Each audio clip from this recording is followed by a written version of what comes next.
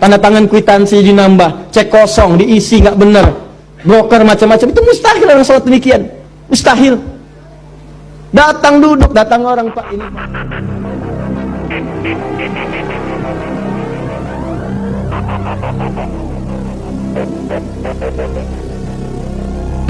ya. Misal sholat itu telah kita uraikan di awal bahasan kita, punya 5 manfaat. Orang sholat itu pasti mendapatkan 5 manfaat ini. Jadi kalau orang sholat tidak mendapatkan 5 ini, atau 1 di antara 5, berarti sholatnya ada yang tidak tepat. Minimal 1 di antara 5 mesti dapat. Jadi kalau yang 5 ini apalagi berkumpul dalam diri kita, ini menunjukkan 100% sholat kita diterima oleh Allah Subhanahu wa Ta'ala. 1 di antara 5, alhamdulillah, ada penerimaan dari Allah Subhanahu wa Ta'ala. Yang bahaya itu kalau 1 pun dari 5 itu nggak ada yang dapat, maka ada yang salah dalam sholatnya. Ini menandakan belum diterima sholatnya oleh Allah Subhanahu wa Ta'ala. Nah, contoh yang pertama, misalnya Quran surah ke-29 ayat ke-45. Anda hafal salat, Anda hafal ayatnya insyaallah. Innas salata tanha 'anil fahsya. Sungguh salat yang benar itu, demikian cara menerjemahkannya. Sungguh salat yang benar itu saat ditunaikan, maka dampaknya akan mencegah pelakunya dari 2 sumber keburukan. Jadi sifat dan sikap buruk itu hanya 2 sumbernya. Kalau bukan fahsya itu mungkar. Fahsya itu keburukan yang datang lewat syahwat. Maaf ya, pornografi, porno aksi, LGBT, kata-kata jorok, gambar-gambar yang seperti itu fahsya namanya. Jadi kalau Anda sholat, Anda masih menikmati kata-kata yang kotor, tontonan-tontonan, gosip-gosip yang tidak jelas, gambar-gambar yang erotis, itu fahsya namanya. Jadi kalau orang nggak sholat, kata-katanya kotor, dia nggak sholat. Tapi kalau Anda sholat, tontonannya, ucapannya, pendengarannya menjurus kepada fahsya, ada yang salah dalam sholatnya. Ada yang salah. LGBT, yuk saya ajak Anda sadar lah, yuk, ayo sadar, kembali. Kita doakan, kita bantu jadi manusia yang baik. Ya, jadi manusia yang baik, kita dorong jadi baik. Sayang itu artinya memberikan perhatian supaya sama-sama punya level kebaikan. Jadi kalau merasa kurang baik, jangan dipertahankan keburukan itu. Maaf ya, cuman setan yang mempertahankan keburukan. Karena beda manusia dengan setan salah, nggak kenal benar. Karena itu setan salah, nggak mau tobat. Kalau manusia itu salah dan tobat. Jadi kalau ada manusia salah nggak mau tobat, patut dipertanyakan dia manusia apa bukan. Itu rumusnya. Adam itu manusia, salah, turun kalimat tobat. Quran surah 2 ayat 37. Tobat, diucapkan kalimat tobat. Quran surah 7 ayat 23. Begitu diucapkan, diterima tobatnya. Fatalaqa Adamu min rabbi kalimatin fataba alaihi. Apa kalimatnya? Rabbana zalamna anfusana wa illam taghfir lana wa tarhamna lanakunanna minal. Begitu diucapkan, diterima taubat. Setan salah, diberi kesempatan taubat. Quran surah 7 ayat ke-12 kata Allah, ma mana'aka alla tasjuda idza amartuk. Hei kamu setan, kamu salah, saya perintahkan nggak mau sujud. Kenapa nggak mau sujud? Itu kan perintah saya. Itu kalimat kesempatan taubat nggak diambil. Apa jawabannya? Ana khairum minhu khalaqtani min nar wa khalaqtahu min tin. Saya lebih hebat daripada Adam.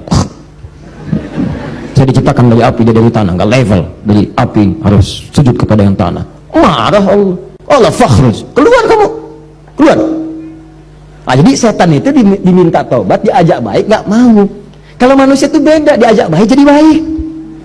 Ya, jadi kalau Anda misalnya mendapati keluarga, teman, kawan, kemudian dia salah, diajak untuk jadi baik, nggak mau, itu tandanya bukan. Tandanya dia sedang dipengaruhi oleh setan. Bukan tandanya dia setan. Ibu punya suami, diajak baik, bapak jadi baik dong pak. Mama ini ngajarin papa, setan. Bukan. Ada pengaruh di situ. Jelas ya? Balik sini. Jadi orang salat itu pasti menjauh dari perbuatan fahsya, mungkar, keburukan yang diingkari oleh hati kita. Sumbernya nafsu perut dengan akal. Nafsu perut itu maaf, materi, mencuri, nafsu perut tuh, korupsi, kolusi, menipu. Nggak ada orang salat nipu, mustahil. Ini yang paling aneh, orang salat dia ikut salat baru takbir keluar mencuri. Wudu, habis wudunya apa? Akhi, apa kabar? Dipakai juga. Salat takbir, begitu takbir khusyuk kelihatan. Rakaat pertama mundur, tas orang diambil. Ada yang mundur, kotak infak di bawah. Ada yang salah, mustahil. Orang salat itu kalau habis salat dia ingat Allah. Kalau orang ingat Allah mustahil bermaksiat. Quran surah 4 ayat 103. Fa idza qadaitumus salata fadhkurullah. Kalau salat kamu selesai, kamu akan ingat Allah. Jadi kalau orang ingat Allah nggak akan maksiat. Anda selesai sholat, pergi ke kantor, ya di musola, pulang, ba'da sholat, kembali ke pekerjaan. Maka saat bekerja nggak mungkin maksiat, nggak mungkin, mustahil. Nggak ada tangan mudah menggerakkan, angka bertambah, tanda tangan kwitansi dinambah, cek kosong, diisi nggak benar, broker macam-macam, itu mustahil orang sholat demikian, mustahil. Datang duduk, datang orang, Pak, ini Pak, tanda tangan, mudah aja nggak ada. Dia akan lihat, Allah salah ini, maaf mas, saya malu dengan Allah. Kenapa? Tangan saya ini baru dipakai tahiyat, masa kemudian digunakan maksiat? Jari saya jadi tahiyat, nggak akan dipakai untuk maksiat, silahkan ambil. Begitu Anda katakan, diceritakan pahala oleh Allah, pahala. Dan ingat ya, pahala itu bukan cuma lahir dalam perintah, tapi larangan. Ketika Anda dikerjakan itu dapat pahala, segera berdoa, ya Allah, mohon pertahankan keluarga saya dari perbuatan maksiat, jauhkan dari godaan setan. Jelas ya? Kembalikan. Nah ini cirinya. Jadi fahsya mungkar hilang. Nah jadi kalau selama ini Anda ibadah, ciri itu tidak ada yang salah. Zakat, saya cepat. Zakat itu ciri penerimaannya jika ada perasaan dalam hati kita sudah tidak loba lagi dengan harta. Ya, tidak loba dengan harta, suka senang berbagi, lebih tepat guna, lebih proporsional, lebih punya visi. Allah kasih saya kebutuhan, ya Allah terima kasih, sebulan 50 juta, ternyata kebutuhan saya cuma 30 juta. Dievaluasi, berarti yang 20 juta itu bekal saya ke surga. Maka turunlah Quran surah ke-28 ayat 77, paling kiri sebelah bawah. Wabtaghi fima atakallahu daral akhirah wa la tansa nasibaka minad dunya. Kata Allah, hei fulan, saya titipkan harta buat ngejar ke surga, karena amalan kamu itu nggak sama dengan dia. Dia itu kelihatannya sedikit, tapi malamnya bisa tahajud, siangnya bisa puasa, baca Quran sudah banyak, hafal Quran di dalam jiwanya, dalam kepalanya. Kamu ini saya berikan harta lebih, karena tahajud gak bangun-bangun, baca Quran belum mampu, hafal Quran pun di luar kepala, masih di luar, belum masuk. Saya berikan tambahan harta supaya nyusul amalan dia, diberikanlah harta berlimpah. Masuk, dipakai. Makanya ketika kalimat itu turun, kalimat Qur'annya wabtaghi fima atakallahu daral akhirat, cari negeri akhirat dengan harta itu. Sedekah, infak. Makanya orang-orang yang telah lulus ujian dengan harta itu, jadi orientasi mengejar peningkatan omsetnya itu untuk jadi akhirat, Bu, Pak.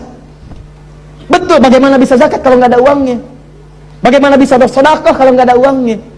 Setiap kita punya peluang, teman-teman, kalau bisa ya, punya visi. Saya juga berusaha sama, walaupun cuma 3.000 misalnya, berusaha jadi uang tambahan 3.000 supaya bisa infak. Bagi 3.000, bagi dalam sebulan, sehari 100 saya nggak apa-apa, sehari 100. Dan ikhlas tuh nggak usah pamer sama orang. Mau ngasih ke kotak infak cuma 100, nggak apa-apa, ikhlas, nggak usah pamer.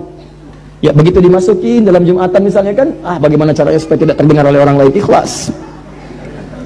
Lega. Masuk. Nggak apa-apa, Allah nggak akan lihat kok nilainya. Berdasarkan keikhlasannya diberikan apa yang mungkin orang lain tidak dapatkan itu. Jelas ya? Teruskan kemudian, maaf, puasa cirinya peningkatan takwa, la'allakum tattaqun. Itu sudah saya jelaskan. Kemudian haji dan umrah cirinya, ini yang sudah haji, maaf sekali. Kalau sudah haji berarti insya Allah ahli surga.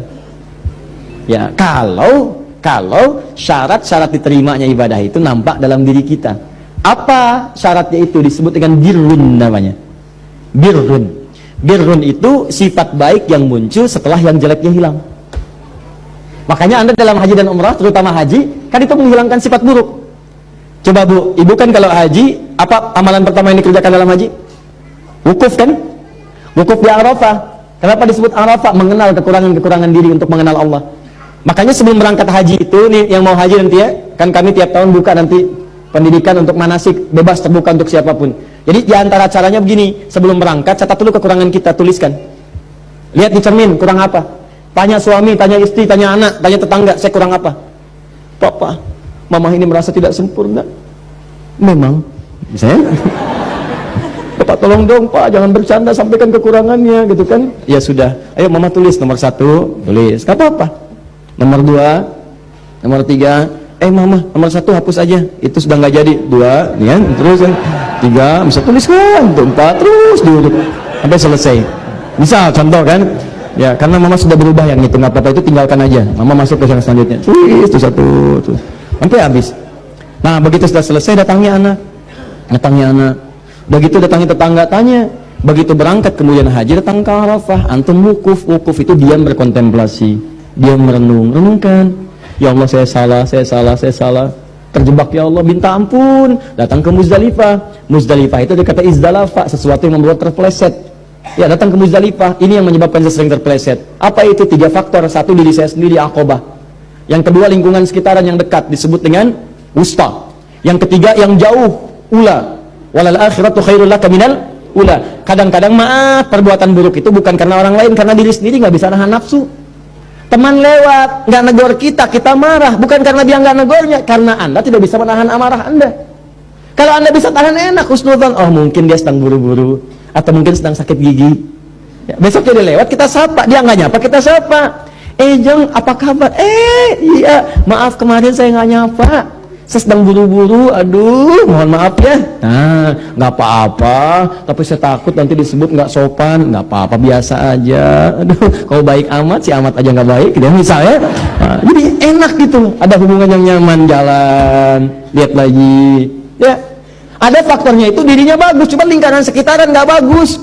Bapak bagus, istri kurang pengertian, repot. Papa kan bupati, Pak. Bayangkan, kebayang enggak? Enggak mah. Coba lihat, tuh camat aja Pak Si Hasan, mobilnya udah Alphard. Masa papa yang bupati masih Innova? Terus keluar kalimat itu, tiap hari itu keluar. Apalagi yang istri camat tadi sering posting di Alphard, gitu kan. Keluar, besok ya sudah terpaksa. Beli lagi gitu kan Alphard dengan merek yang baru, tuh keluar. Pekan depannya KPK datang. Lihat, kadang lingkungan sekitar ada Pak, bayangkan karir suami habis karena pengaruh pasangan, atau istri yang baik punya suami yang kurang bagus. Kan ada orang yang sudah berhasil, ya, from $1 to $1 billion company, modal $1 dia menghasilkan jutaan dolar untung, cuman karirnya hancur gara-gara pasangan hidup.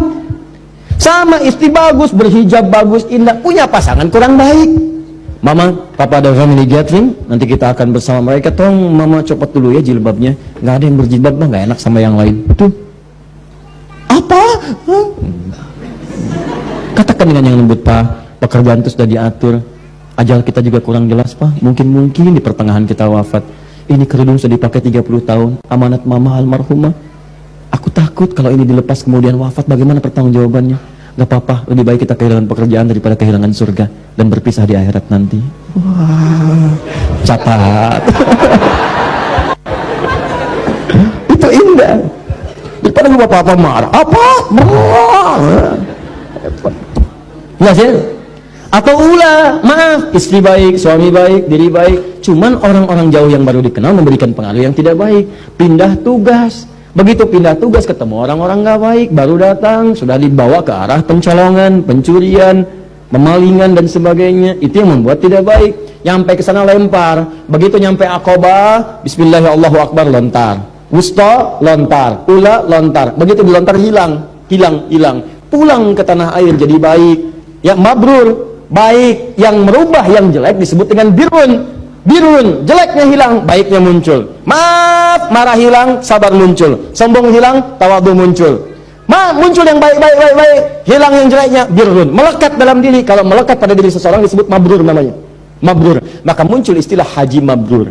Haji mabrur itu bukan haji yang diterima, tapi haji yang bisa merubah perilaku orang itu dari buruk menjadi baik. Makanya orang Arab menyebut haji sifatnya dari kalimat Nabi, haji mabrur. Lekatan mabrurnya, maksudnya begini, Pak Haji, bukan gelar, karena tidak ada ibadah yang melahirkan gelar.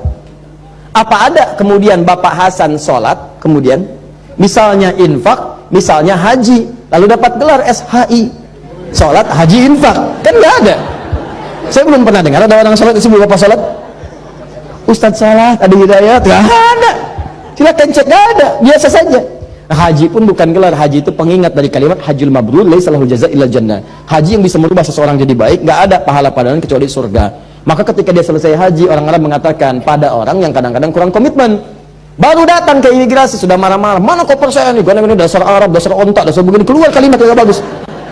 Kata orang Arab, Pak Haji, maksudnya Bapak sudah haji. Jangan keluar lagi kalimat itu, jangan gadaikan surga dengan maksiat yang kemudian tidak seharusnya muncul. Jadi kalau dipanggil Pak Haji, jangan bangga dulu. Saya tuh kalau dipanggil tuh takut saya. Ustadz, Haji, astagfirullah. Haji saya diterima nggak ya Allah? Diterima nggak? Ini kadang-kadang bangga. Nama Doni, habis Haji, lewat. Pak Doni, lurus saja. Pak Haji Doni,